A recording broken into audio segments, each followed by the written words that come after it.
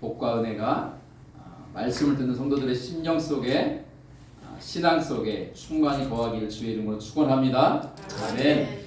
오늘은 창세기 강의 19번째 시간으로 드리는 믿음, 거절하는 신앙이라는 제목으로 말씀 나누겠습니다. 제목 한번 따라 읽겠습니다. 시작. 드리는 믿음, 거절하는 신앙. 조카 롯이 붙잡혀 갔다는 소식을 전해 들은 아브라함은 집에서 기르고 훈련한 318명의 훈련받은 용맹한 군사들을 이끌고 쫓아가서 엘람왕 그돌라오멜이 이끄는 연합군을 쳐 부숩니다. 그리하여 롯을 비롯해서 포로로 잡혀갔던 사람들을 전부 구해내고 빼앗겼던 모든 재물을 되찾습니다.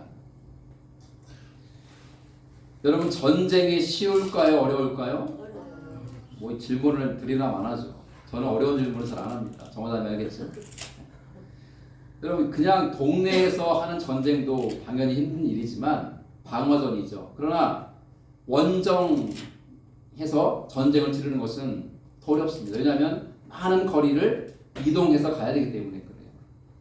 지금 보면 이 그돌라오멜이 이끄는 연합군이 소돔과 고모라성을 친 다음에 함락시키고 사람들을 끌고 재물을 빼앗아서 가는 길이에요. 다시 그 가는 길을 뒤쫓아서 아브라함이 간 거잖아요. 단까지 갔다. 꽤 먼 거리거든요. 단까지 쫓아가서 쳤고 그 전쟁에 패한 그돌라오멜은 불이 나게 도망을 치는데 어디까지 도망치냐면 지도를 오늘 준비를 못했지만 가나안 땅을 벗어나서 북쪽 시리아라는 나라까지 가요. 다메섹이라는 곳까지. 그래서 다메섹의 왼편 호바라는 지역까지 쫓아가서 칩니다.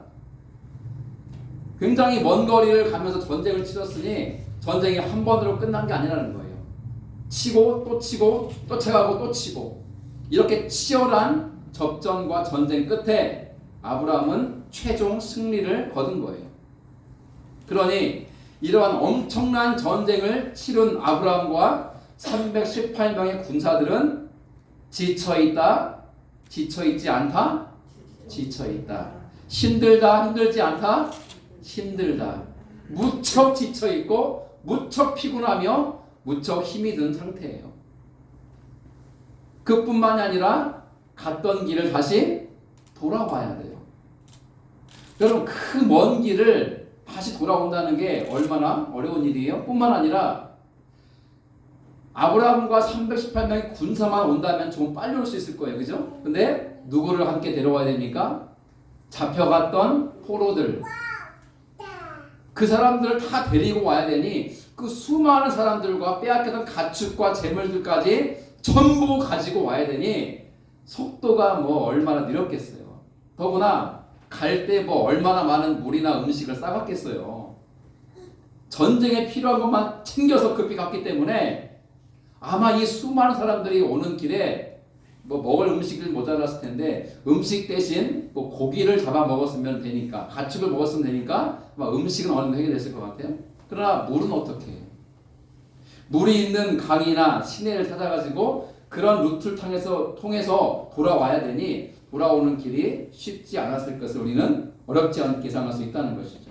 자, 그런데 이렇게 아브라함이 전쟁을 승리하고 그 먼 길을 돌아 가나안 땅에 들어왔을 때에 두 명의 왕이 나와서 아브라함을 환대하고 영접합니다. 첫 번째 왕은 소돔 왕이죠. 혹시 이름이 뭔지 아세요? 지난주에 나왔는데 기억 안 나실 것 같아요. 이름이 베라예요. 베라. 느낌이 별로 안 좋죠. 이름이 베라. 네. 소돔 왕 베라가 먼저 나와서 아브라함을 영접합니다. 그리고 두 번째 나온 왕은 살렘 왕 멜기세덱이라는 사람이었어요. 뭐 두 사람이 막 이렇게 같은 장소에서 같이 영접한 것 같지는 않아요. 보면은 첫 번째로 나온 사람은 분명히 소돔 왕 베라였어요. 그런데 소돔 왕 베라에 대한 언급이 17절에 오늘 본문이 시작되는 17절에 가장 먼저 나오거든요. 같이 읽어볼게요. 시작. 아브라함이 그돌라오멜과 그 그와 함께한 왕들을 쳐부수고 돌아올 때에 소돔 왕이 사회 골짜기 곧 왕의 골짜기로 나와 그를 영접하였고, 누가 먼저 영접했다고요? 소돔 왕이 영접했어요. 소돔 왕 베라가 아브라함을 먼저 영접했어요. 그런데 18절 넘어가면 누구가 나오냐면 이렇게 읽어볼게요. 시작. 살렘 왕 멜기세덱이 떡과 포도주를 가지고 나왔으니 그는 지극히 높으신 하나님의 제사장이었더라. 근데 여러분 보세요. 17절에 보면 소돔 왕이 아브라함을 영접했다. 그런데 18절부터 20절까지는 누구에 대한 얘기가 나오냐면 살렘 왕 멜기세덱이라고 하는 왕과 아브라함의 만남과 되어진 사건이 기록돼요. 그리고 다시 21절로 넘어가면서 이 소돔 왕 베라가 아브라함을 영접했고 만났던 사건이 연결돼요. 왜 이렇게 되어 있는가는요, 이유는 어렵지 않아요. 순서상 보면 소돔 왕 베라가 먼저 아브라함 영접한 것은 사실이에요.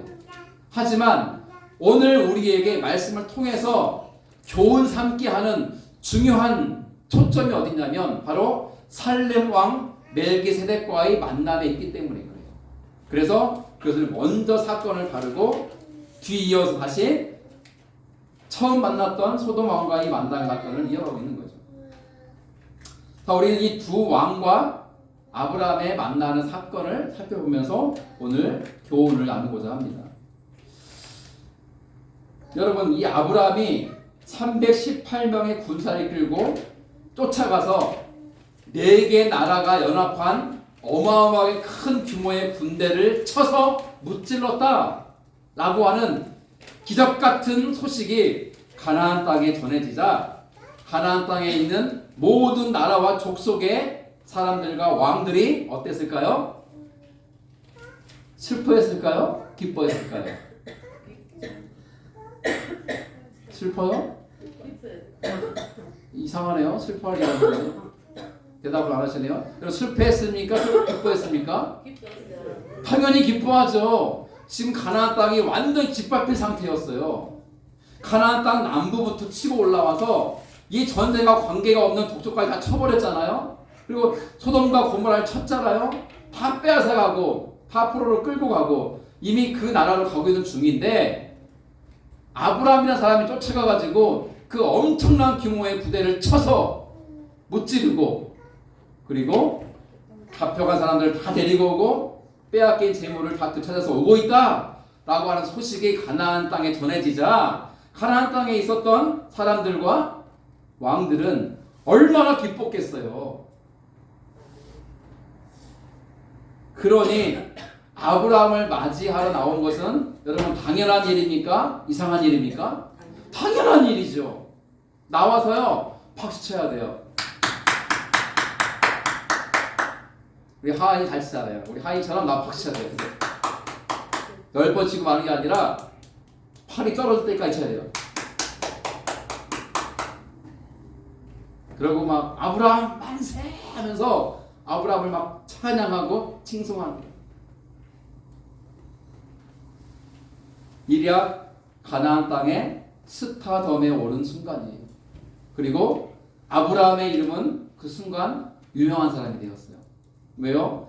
자기네들을 도왔고 빼앗긴 걸 다 찾아오니 318명밖에 안 되는 군사들로 그 어마어마한 병력의 군대를 쳐서 이기고 돌아오니 여러분 아브라함을 모르는 사람은 이제는 간첩인 거예요. 이제 다 아브라함 본 적도 없었는데요. 아브라함은 이제 다 이름이 소문이 쫙 났으니까. 자, 그런데 우리가 먼저 보는 건 누구라고요? 살렘 왕 멜기세덱을 보자는 거예요. 자, 살렘의 왕인 멜기세덱이 아브라함을 어떻게 맞이합니까? 무엇을 가지고 맞이합니까? 빨간색이죠, 답이. 떡과 포도주를 가지고 아브라함과 그의 군사들을 맞이했다고 했어요. 다시 한번 말씀드릴게요. 이 전쟁은 그냥 성에 이렇게 숨어 있다가 공격해오는 적들과 싸워서 이긴 그런 전쟁이 아니라고 했죠. 빼앗긴 상태였고 그 길을 쫓아갔어요. 그리고 전쟁을 치렀는데 한 번으로 끝난 게 아니라 단에서부터 다른 나라인 북쪽의 시리아 땅 다메섹까지 쫓아 올라가서 호바에서까지 그들을 쳤어요. 굉장히 먼 거리까지 원정 가서 전쟁을 치렀어요. 그리고 다시 먼 길을 돌아왔어야만 됐어요. 식량도 물도 넉넉하지 못한 상태였어요.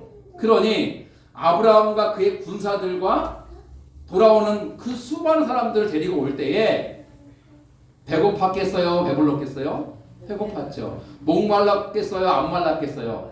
당연히 목마르죠. 지쳐있고 힘들어 있는데 이 살렘 왕 멜기세덱이 나와서 박수만 친 게 아니에요. 아브라함 만세! 하고 소리만 지른 게 아니에요. 뭘 가져왔다고요? 떡과 포도주를 가지고 왔다. 이때 아브라함 마음이 어땠을까요? 너무나 기쁘고 너무나 반갑고 너무나 감사했어요. 저는요 강원도 화천이라는 곳에서 군복무를 했어요. 27사단 이기자 부대. 우리 부대에는 대한민국에서 유일하게 경례 구호가 세 글자예요. 이기자. 다른 데는 뭐 통일, 뭐 단결, 충성 다 두 글자예요. 그렇죠? 근데 우리 부대는 이기자예요. 부대 경례 구호. 근데 가슴 아프게도 부대가 없어졌습니다. 왜냐하면 청년들이 줄어드니까 부대를 운영할 수가 없잖아요. 그래서 지금 없어지고 있어요. 그 중에 한 부대가 제가 공부했던 부대인데, 제가 이제 강원도 화천에서 군복무할 때 훈련을 참 많이 했어요. 한 번은요, 강원도 고성이라고 혹시 아세요? 고성? 이 동해 쪽에 있는 바닷가거든요. 북한에 가까운 쪽. 근데 저희가 있는 강원도는 이쪽 철원 쪽이어서 내륙 산 쪽이고, 고성은 굉장히 멀어요. 반대쪽이에요. 강원도에서도 반대쪽. 근데 육공 들어가세요 혹시? 쿠션도 없는. 앉으면요 엉덩이가 너무 아파요. 막 뛸 때마다. 그 큰 트럭을 타고 그 먼 거리를 갔어요. 가서 내려서 어딘지 모르지만 지휘관의 인솔을 따라 하루 종일 걷고 산 넘고 물 건너 훈련했어요. 일주일 동안. 그 훈련은 이 사단급이나 연대급 훈련이 아니라 군단급 큰 훈련이었어요. 그래서 한 주간 동안 씻지도 못하고요. 여러분 한 주간 도지사님 씻지 못하면 어떨 것 같으세요? 막 그 냄새는 말도 할 거 없고요. 막 몸이 막 가렵고 막 괴로워요. 머리는 막 떡져 있고 막 군인들은 짧으니 머리 망정이지. 그렇게 힘들게 첫날을 보내고요. 이제 수경지에 탁 이렇게 도착해서 텐트를 탁 이제 천막을 치고 가지고 온 군장을 풀고 탁 이제 수경 준비를 하고 뭘 기다릴까요 우리가? 밤이 되면서 밥차. 밥을 실은 차가 오기를 눈이 빠지게 기다리는 거예요. 밥차는 언제 오나? 여러분 부대에서 막사에 지내면요 아침, 점심, 저녁이요 칼같이 나와요. 딱 제 시간에. 그럼요 딱 열을 지어 막 분가 오르면서 가가지고 딱 이제 중대별로 밥을 먹거든요. 중대 안에 소대별로 또 먹는데 훈련 나가면 밥 시간이 들쭉날쭉해. 밥을 해서 가지고 와야 되니까 이게 여러 가지 변수가 있는 거예요. 길이 막히거나 뭐 보다가 트럭이 빵꾸 나거나 여러 변수가 있으면요 밥이 제때 안 올 때가 너무나 많아요. 하루 종일 막 얼굴은 막 꼬질꼬질하고 막 냄새 나고 다 막 그지같이 보이는데 밥차까지 안 오니까 막 배고파가지고 막 힘들어하는데 드디어 밥차가 왔다는 거예요. 그러면 소대별로 사역병이 가요. 사역병 달려가가지고 밥통 들고 오고 국통 받아오고 반찬통 막 받아와요. 받아오면 또 탁 가가지고 다 순서가 있어요. 개인 반합에다가 비닐을 씌워서 밥을 담고 국을 담고 반찬해서 고창부터 갖다 줘요. 그때 먹은 밥이 무슨 맛이었을까요? 꿀맛. 어떻게 아세요? 저는 그때 먹었던 그 짬밥을 잊을 수가 없어요. 지금 먹으라고 하면 먹을 수 있다 없다? 지금 먹으라면 못 먹습니다. 근데 그때는 왜 이렇게 그게 맛있던지 눈물 날 정도로 맛있다. 눈물 날 정도로. 그게 밥 먹을 때 엄마 생각이 나요. 근데 엄마 밥이 생각나요. 엄마 밥이 먹으면서 콧물을 닦고 눈물을 훔치고 먹어 그지같이 돼가지고 먹은 거예요. 여러분 지금 아브라함이 막 제대로 차려입고 이렇게 개성한 이게 아니에요. 먼 길을 원정 가서 싸워서 이겼고 그 많은 포로 잡혔던 사람들을 데리고 와야 되고 짐승들을 끌고 와야 되고 마차에다가 빼앗겼던 금은보화 같은 재물을 실어 와야 되고 그 먼 길을 왔으니 얼마나 꾀죄죄하고 머리는 못 감고 목욕을 못 해가지고 몸이 말이 아니었겠죠. 지쳐 있고 피곤해 있고. 그런데 살렘 왕 멜기세덱이 떡과 포도주를 가지고 와서 대접하니까 얼마나 기쁘고 감동이 됐겠어요.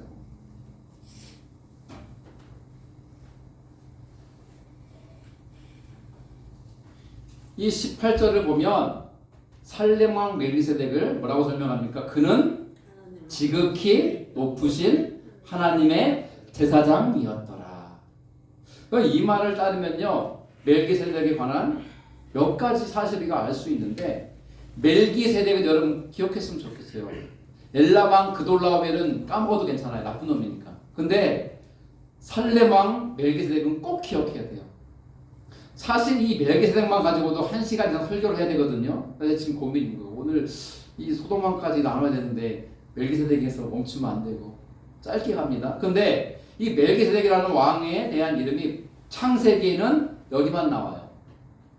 구약성경 전체 39권에서 여기하고 딱 한 군데가 더 나와요. 바로 시편 110편 4절이에요. 같이 읽죠. 시작. 여호와는 맹세하고 변하지 아니하시리라 이르시기를 너는 멜기세덱의 서열을 따라 영원한 제사장이라 하였도다. 이게 누구를 가리켜서 이 다윗의 시거든요. 다윗이 쓴 시인데 다윗이 장차 오실 메시아인 그리스도를 예언하며 쓴 시예요. 내 주는 원수가 갈등상이 되기까지 내 오른편에 앉으라 이런 말씀도 있잖아요. 그 말처럼 내 주는 주의 오른쪽에 앉는다. 주가 나오니까 헷갈리는데 뭐냐면 내 주 그리스도는 하나님 아버지의 보좌 우편에 앉아 그의 원수 마귀가 완전히 패하고 그의 무릎 앞에 발등상이 되기까지 머리를 조아릴 때까지 하나님의 보좌 우편에 앉아 있으라.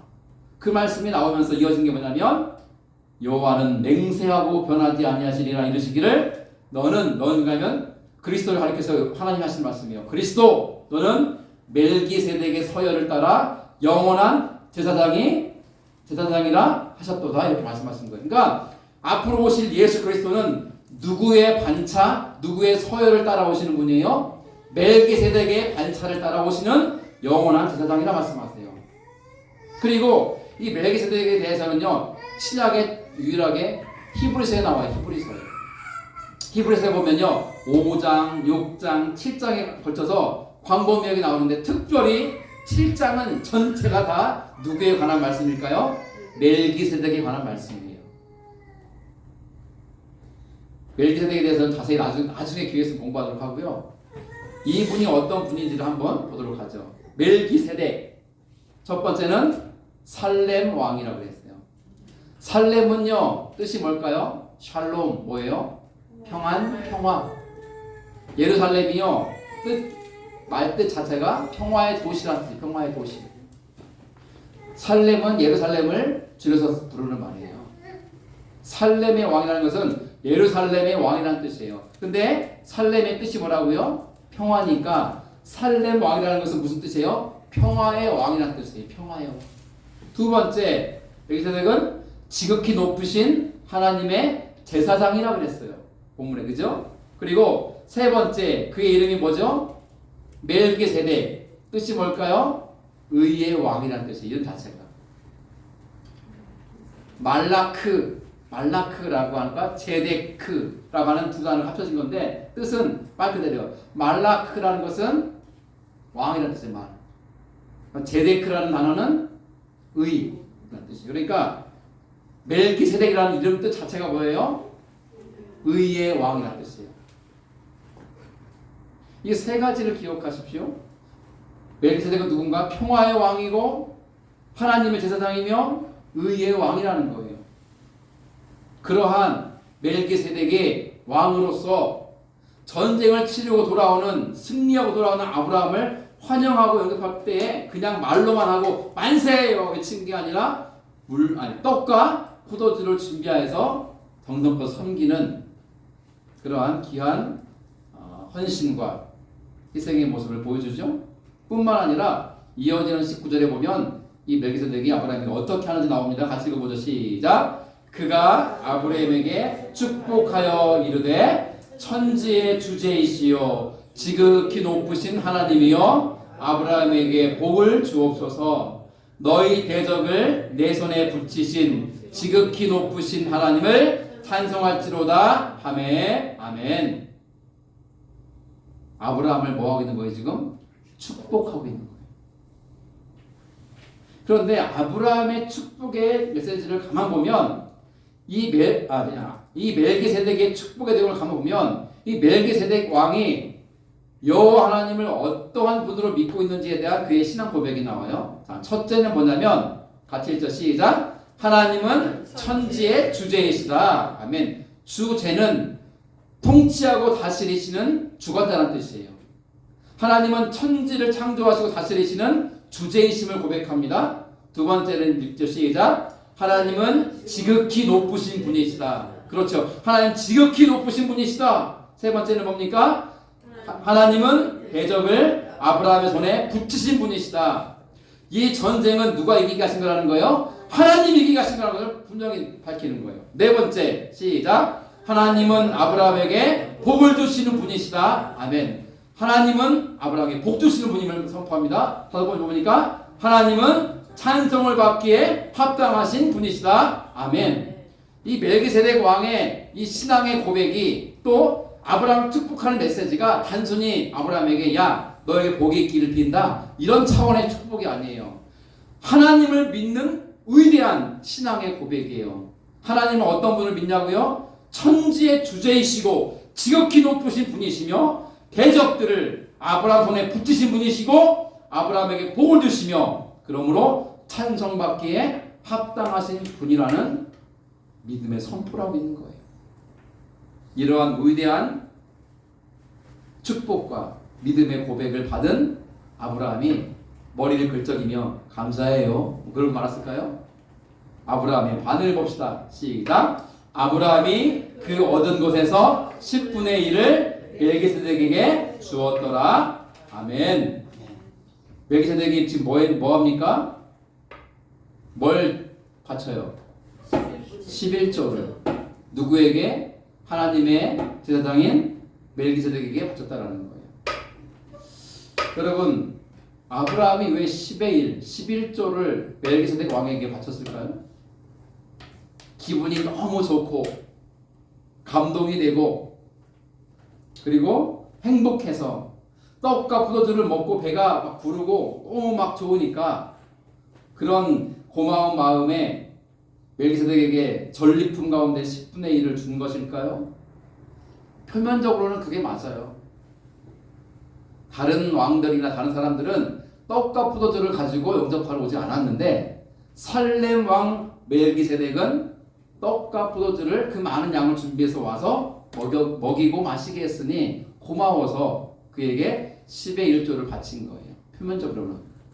그런데 본질적으로 궁극적으로 아브라함이 멜기세덱에게 11조를 바친 것은요, 지극히 크신 하나님이 당신이 세우신 제사장 멜기세덱을 나에게 보내셔서 떡과 포도주를 먹이시고 나를 환대하게 해주신 하나님의 사랑과 은혜에 감사하여 드린 거예요. 여러분 잘 들으셔야 돼요. 전쟁에 나가 승리한 것은 내가 잘나서 이긴 게 아니에요. 하나님이 아브라함으로 하여금 전쟁에 승리케 하셨기 때문에 이긴 거예요. 아브라함은 이것을 잊지 않았고 분명히 붙잡고 있었어요. 그랬기 때문에 자만하지 않았어요. 나는 박수를 받고 환대를 받고 영접받기에 합당한 자야. 나는 떡과 포도주를 먹고 마셔도 당연한 거지 라고 하지 않았어요. 전쟁에 이기게 하신 분도 하나님이시고 무사히 돌아가게 하신 분도 하나님이시며 이러한 융숭한 대접받게 하신 분도 하나님이신 것을 아브라함은 알았어요. 그렇기 때문에 하나님이 세우신 하나님의 제사장이고 하나님의 왕인 멜기세덱에게 하나님에게 바치는 마음으로 10의 1조를 드리는 거예요. 여러분 11조를 우리가 하나님께 드리는 이유가 뭘까요? 한 성도가 저에게 기도를 부탁했어요.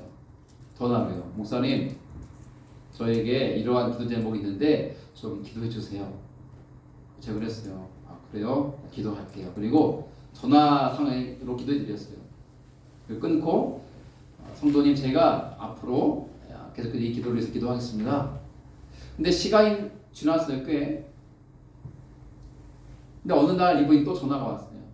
반가운 소리죠. 목사님, 저 기도 응답 받았어요. 그때 제가 얼마나 기쁘던지요. 그래서 정말 감사하네요. 응답하신 하나님께 정말 감사드립니다. 제가 그랬어요. 그랬더니 그 오는 주일에 그 성도님이 하나님께 적지 않은 헌금에 감사함을 드리더라고요. 그래서 그 주중에 저에게 전화가 왔어요. 목사님, 제가 식사 사드릴게요. 밥 사드릴게요.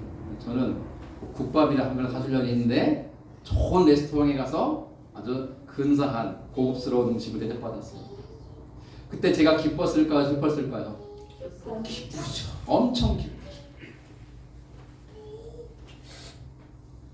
여러분 하나님께서 우리의 기도를 들어주시고 응답하신다. 하나님이 내 삶에 함께 하신다. 하나님이 나를 도우신다. 하나님 나를 사랑하신다. 하나님 나에게 은혜를 베푸신다. 하나님 나에게 이 세상과의 싸움에서 승리케 하신다. 형통케 하신다. 이 모든 것이 하나님이 나를 통해 이루신 일이라고 고백되어지면 그 마음으로 바치는 게 뭐라고요? 11조예요. 왜 하나님은 나에게 11조를 바치라고 감당하기 어려운 짐을 지우시나가 아니에요. 내 인생을 책임지시고 인도하시는 하나님의 사랑과 은혜를 기억하니 가슴이 벅차고 먹먹한 거예요. 다 주님 것인데 그 중에 10의 1만 주님께 드리는 거죠. 하나님이 왜 아브라함에게 복 주신지 아십니까? 아브라함은요 하나님께 드리기를 기뻐한 사람이에요. 오늘 본문에도 보면은 그는 하나님의 종에게 하나님께 드리는 마음으로 11조를 드렸는데 그게 전부가 아니에요. 가장 귀한 것. 정화자매 지금 인생에 가장 귀한 게 뭡니까? 옆에 있잖아요. 아브라함은요 100세에 얻은 아들 이삭을 하나님께 바친 사람이에요. 그러니 우리가 아브라함을 믿음의 조상이라고 부르죠. 하나님이 바치려 할 때에도 주저하고 망설이지 않은 사람이 아브라함이에요.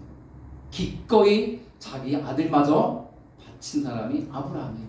그래서 하나님은 그 아브라함을 더 사랑하셨고 그에게 복의 복을 주셔서 땅의 복을 주셔서 가나안의 온 땅이 그의 땅이 되게 하시고요. 너의 후손이 바다의 모래와 같이 밤하늘의 별과 같이 많게 하리라 하신 약속이 그대로 이루어집니다.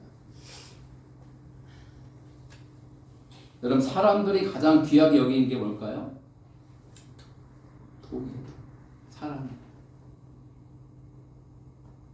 근데 그 가장 귀하게 여기는 돈을 주님께 바친다? 그게 무슨 뜻이에요?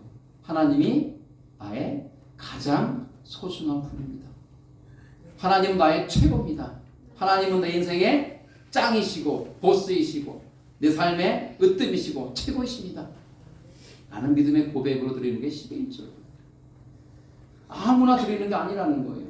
하나님은 11조를 받아서가 아니라 그렇게 하나님을 사랑하고 하나님을 믿고 의지하는 아브라함이 귀했기에 그에게 복의 복을 주신 줄로 믿습니다.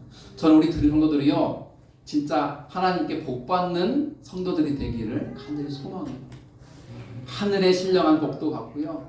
땅에 기름진 복도 받고요. 그래서 나갈 때도 복받고 들어올 때도 복받고 여러분들의 떡반죽 그릇이 마르지 않고 기름병에 기름이 마르지 않는 그 넘치는 복을 하나님께서 받기를 저는 간절히 축원합니다. 아멘. 아브라함의 드리는 믿음을 이제 두 번째 넘어갑니다. 누가 아브라함을 또 영접했죠? 소돔 왕 베라예요. 베라를 기억 안 되겠죠? 소돔 왕. 그러니까 소돔 왕은 아브라함을 어떻게 영접하는가? 21절을 같이 읽습니다. 시작. 소돔 왕이 아브라함에게 이르되 사람은 내게 보내고 물품은 내가 가지라. 기가 막히지 않아요? 아니 자기가 지금 가지고 있는 것을 주는 것처럼 말하고 있잖아요. 이런 걸 가리켜서 선심 쓰는 척한다 그래요. 선심 쓰는 척한다. 아니 자기 것도 아니고 다 뺏겨가지고 이제는 더 이상 내 것도 아닌 것인데 아브라함이 전쟁을 치르고 되찾아온 재물인데 마치 자기 걸 주는 양 물품은 네가 가져라. 그러나 사람들은 내게 보내라. 마치 왕이 자기 신하에게 명령하듯이 말하고 있는 거예요 지금. 여러분 소돔 왕이 어떤지 여러분 기억하시잖아요. 지난주니까 지난주 말씀까지 잊어버리진 않았겠죠. 전쟁에서 졌어요. 어떻게 하면 소돔 왕 베라가 도망쳤잖아요.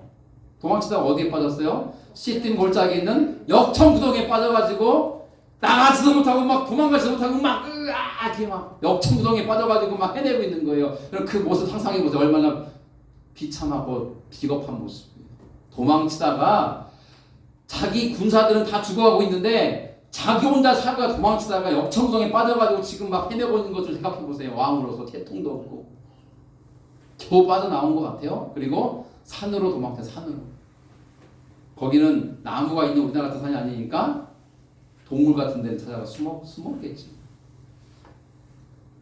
전쟁에 패하자 어떻게 됩니까? 이 엘라만 구돌라멜과 연합군이 소돔성을 쳐서 함락시키고 고모라성을 함락시키고 이 과정에 얼마나 많이 죽였겠어요.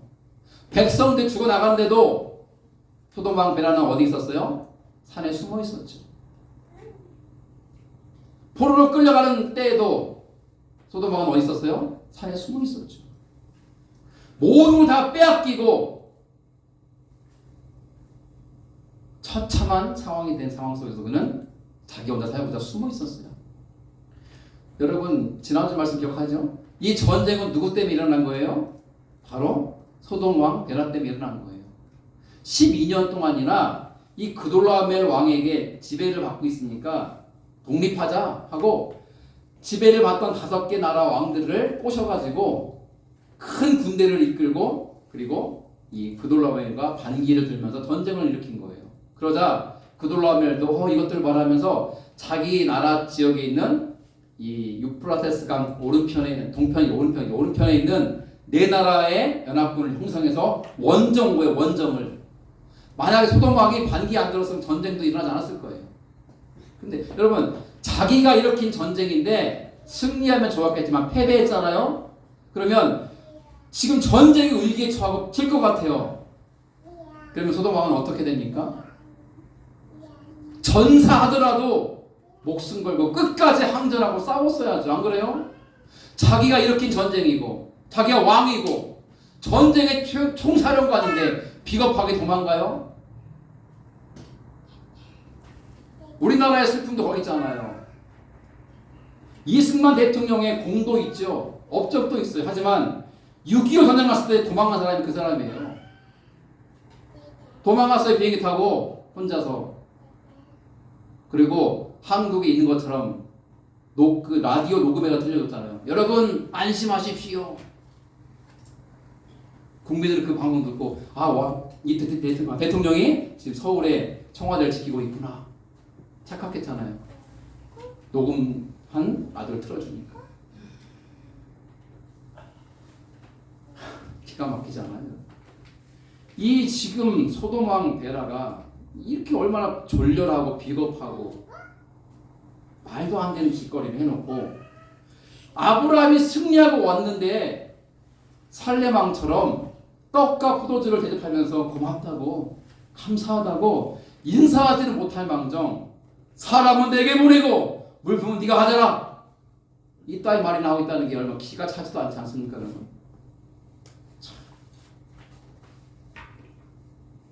그런데 아브라함은 상상해 보는 거예요. 얼마나 기분이 나빴을까요? 얼마나 자존심 상했을까요? 얼마나 또 화가 났을까요? 그런데 조금만 참으면 이 엄청난 재물이 내 것이 될 수 있는 거예요. 뭡니까? 알겠다고. 사람들은 가져가라고, 데려가라고. 그리고 약속대로 이 재물은 나에게 달라고. 여러분 그 큰 성 소돔과 고모라가 함락되면서 빼앗겼으니 그 적군이 가지고 간 재물이 얼마나 많았겠어요. 어마어마했겠죠. 그러니 이 아브라함이요, 눈 한번 질끈 감으면, 그리고 자존심만 딱 내려놓고 참으면 그 엄청난 재물이 내 거 되는 거예요. 내 거. 여러분들 같으면 어떻게 하겠습니까? 여러분들이 아브라함이라면 그 상황에서 어떻게 하겠어요? 자존심 상하고 기분은 나빠요. 지금 화도 나고. 그런데 한 번만 딱 참으면 이 엄청난 재물이 내 것이 돼요. 뭐 어떻게 하겠냐고요. 역시 우리 권민수사님 멋지십니다. 아브라함은요, 소돔 왕의 고개를 조아리면서 예 왕이시오, 가져가십시오, 재물은 제가 약속대로 받겠습니다 하고 하하하 이렇게 한 게 아니라 뭐라고 말했을까요? 이 말씀 여러분 아브라함의 선포를 마지막으로 봐야 돼요. 같이 읽죠. 시작. 아브라함이 소돔 왕에게 이르되 천지의 주제이시오 지극히 높으신 하나님 여호와께 내가 손을 들어 맹세하노니 내 말이 내가 아브라함으로 치부하게 하였다 할까 하여 내게 속한 것은 실 한 오락이나 들매끈 한 가닥도 내가 가지지 아니하리라. 오직 젊은이들의 먹은 것과 나와 동행한 아넬과 에스골과 마므레의 분깃을 제할지니 그들이 그 분깃을 가질 것이니라. 아멘. 얼마나 멋져요. 박수를 쳐야 된다면 바로 이 대목에 박수를 쳐야 돼요. 아브라함의 믿음을. 전쟁에 승리했다고 박수 칠 게 아니라 아브라함이 멋지고 귀한 믿음, 이 믿음의 선포와 고백을 들었을 때 박수를 쳐야 되는 거 아브라함이. 역시 우리의 믿음의 선정답구나. 빨간색으로 칠한 걸 보세요. 실 한 오라기도 나는 취하지 않겠다. 들매끈, 신발끈 하나라도 나는 가지지 않겠다. 다 당신이 가져가시오. 다만 나의 군사들이 먹은 것과 나와 동행한 사람들, 그 사람들이 받을 몫을 제하고 줄 터이니 그리하시오. 아브라함 자기 것은 취하지 않아요. 자기 몫을 안 챙기고 목숨 걸고 싸운 젊은이들과 사실 이 이름들은 다 가나안 사람들이에요. 이 이야기 하면 또 길어지는데 안 할게요. 여러분 이 아브라함의 군사 318명 중에는 아브라함의 집에 있는 종들만이 아니라 이미 가나안 사람들도 포함되어 있었어요. 종이어서가 아니라 아브라함과 도와서 전쟁에 참전했던 거예요. 이 정도로 아브라함의 인격과 인품이 가나안 땅 사람들에게 본이 되었고 귀감이 되었던 거죠. 마음을 사는 거죠. 하여간 이 아브라함의 멋진 고백을 보세요. 23절에 뭡니까? 여기서는 내 말이 이렇게 막 왕에게 막 내가 아니가 그랬겠습니까? 이 번역이 대체 그렇지. 왕이시여 당신의 말을 들어보니 당신이 나로 하여금 치부 부자 되게 했다라고 하는 말이 나올까 두렵습니다. 안 그렇겠어요? 소돔 왕이 준 재물로 아브라함이 부자가 되었대 라고 하는 얘기를 듣고 싶지 않은 거예요. 사람이 주는 것을, 세상이 주는 것을 통해서 내 안일과 내 미래와 내 가정과 내 인생을 맡기지 않겠다라는 거예요. 정말 나로 하여금 부유하게 하시는 것이 하나님의 뜻이라면 누가 나를 부유하게 하실 거라고 믿는 거예요? 하나님이 나를 부유하게 하실 것이다. 내가 부족함이 없는 삶을 살 것이라면 하나님이 나를 부족함이 없게 살게 하실 것이다. 여러분 그 믿음이 없으면 아브라함처럼 이 엄청난 일확천금 어마어마한 재물을 한순간 얻을 수 있는 기회를 알뜰하게 거절할 수가 없어요. 우리는요 큰 재물도 아니고 뭐 단돈 얼마, 단돈 한 10만 원, 단돈 한 50만 원, 좀 더 쓸게요. 단돈 아니면 뭐 100만 원만 얻을 수 있는 길이 생겨도 우리는요 눈 한번 질끈 감는 거 일도 아니죠. 동경제 어떻습니까? 100만 원을 내가 얻을 수 있는 기회가 있으면 본 것도 안 봤다라고 말할 수 있죠. 우리 이 작업반장이 부정한 일을 저지르는 것을 알면서도 그 작업반장이 나에게 한 300만 원쯤 챙겨주면 모른 채 할 수 있죠. 그게 제 모습이에요. 제 모습. 저도 그렇거든요. 누가 저한테 그 돈 준다면 저도 넘어갈 것 같아요. 죄송합니다. 인간이 그렇다고. 인간. 왜 저만 그런 것처럼 저를 이렇게 멸시하는 눈으로 바라보십니까? 저만 그렇습니까? 하은이도 이제 돈이 뭔지 알걸요. 좀만 더 크면 지금도 알지 모르겠네요. 애들이 좀 더 아직은 모른대요. 내년 설 되면요 우리 외할머니 큰일 났어요. 배추잎 줬다가는요 던질 거예요. 할머니 이게 뭐냐고. 아니요, 저는 3개 나눴고 신사임당은 줘야지 할머니 그럴 거예요. 하은이가 할머니 쪼잔하게 배추잎인 거야. 신사임당은 줘야지. 어우 끔찍하네요. 아니야 그렇게 말하면 우리 집사님 어떻게 하셨지? 그때는 가르쳐 주셔야죠. 나 돈이 중요한 게 아니야. 할머니의 사랑이 중요한 걸 한다. 여러분 아브라함이 그 엄청난 재물을 마다하고 거절한 게요 보통 일이 아니라니까요. 여러분 제 이야기 할게요. 누군가가 저에게 찾아와서 목사님 제가 대구 드림교회에서 혁신도시 쪽에 땅을 사가지고 5,000평 부지에 건평 1,500 그리고 비전센터 1,500 나머지 2,000은 이렇게 정원으로 바꾸고 멋지게 내가 교회를 지어주고 있으면 제가 넘어갈까 안 넘어갈까요? 뭘로 넘어가는 거예요? 그냥 그렇게 뭣도 없는 거예요 그냥. 근데 여러분 그 사람이 아무 이유도 없이 저에게 교회를 지어주겠습니까? 뭐가 있겠죠. 저는 더 넘어갈 것 같아요. 저도요. 여러분 10중 8구란 말이 있어요. 10명 중에 8, 9명은 넘어간다고요. 내가 눈 한 번만 질끈 감으면 내가 한 번만 모른 채 하면 정말 큰 돈을 만들 수 있고 큰 유익이 있다면요 우리는 대부분 그렇게 할 수 있다는 얘기를 하는 거예요. 그렇게 하는 뜻이 아니에요 정화자매. 그럴 수 있는 존재가 우리라는 얘기를 하는 거예요. 아브라함이 그래서 믿음이 위대한 거예요. 그가 선포한 건 내가 천지의 주제이시고 지극히 높으신 하나님 여호와께 내가 손을 들어 맹세한다. 내가 당신의 것을 갖지 않을 터인데 보세요. 실 한 오라기도 들매끈 한 가닥도 나는 가리지 않겠다. 여기에 주목해 보세요. 여러분 지금 감옥 가 있는 나쁜 놈들이 처음부터 탐심을 부려가지고 감옥 갔겠습니까? 큰 탐심을 부려서? 아니요. 발도둑이 뭐 됩니까? 소도둑 되는 거예요. 탐심은 다 있어요 인간에게. 저도 탐욕과 탐심은 다 있어요. 욕심도 있고. 근데 처음엔 작은 탐심을 부려. 소탐대실이라고 하죠. 작은 것을 몰래 내가 취하면 될 것 같죠. 근데 더 큰 걸 잃죠. 뭡니까? 인생을 잃어요.